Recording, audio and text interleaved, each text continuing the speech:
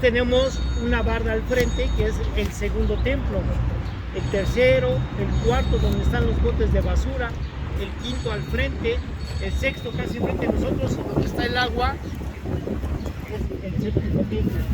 Entonces, este séptimo templo tapaba a los otros 6, ¿sí me entienden? Y entonces, ese séptimo templo, cuando bajaban de construir, pues era monumental, como lo vimos en Teotihuacán. Más o menos tenía la torre de la iglesia, cerca de 35 metros, el templo que tenemos aquí, o la pirámide, ¿verdad? Y a los alrededores tenemos templos igual, como el que tenemos aquí, que se adoraba el dios Ejecatl, el dios del viento. Aquí lo tenemos más pequeño que el Teotihuacán. El Teotihuacán era mucho más grande y veíamos muchos templos. Y aquí lo tenemos un poquito más, más apretado, ¿verdad? Porque el terreno era más pequeño. Y aquí se le llama la ciudad de Tlatelolco. Incluso Diego Rivera pinta un mural representando a Tlatelolco, que era el mercado o el tianguis donde se hacía todo el intercambio de mercancías, ¿verdad? Bueno, pues ellos duran 200 años en este lugar, los aztecas, y después llegan los españoles.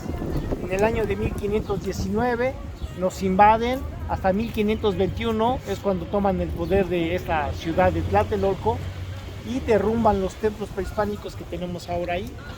Y con ese mismo volumen de piedra, ¿sí?, vemos la iglesia que ellos construyen. Fue la primera iglesia católica en México, la iglesia de Santiago. Aquí es donde viene Juan Diego a dejar el manto de la Virgen, lo que vimos hace rato. Aquí viene con el sacerdote y le muestra, ¿sí?, en esta iglesia de Santiago. Y a un lado era un monasterio de aquel entonces, ¿sí? Y aquí es donde nace la religión católica en México, ¿sí? Bueno, a todo el conjunto en sí, porque estamos viendo pirámides, iglesia y los edificios modernos a un lado, a todo este conjunto se le llama Plaza Tres Culturas. Se le llama así por tres culturas. Tenemos la cultura prehispánica, la cultura española, y la unión de estas dos razas nace la raza mestiza, que somos los mexicanos.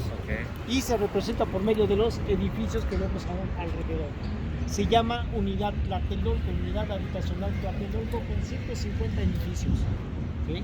Se alcanzó a rescatar esta zona arqueológica que era muy importante, y bueno, pues estamos en medio de la modernización aquí en Tlatelolco, ¿sí? A donde se encuentran aquellas banderas y la iglesia hay una pequeña explanada. En esa explanada se llama Tres Culturas.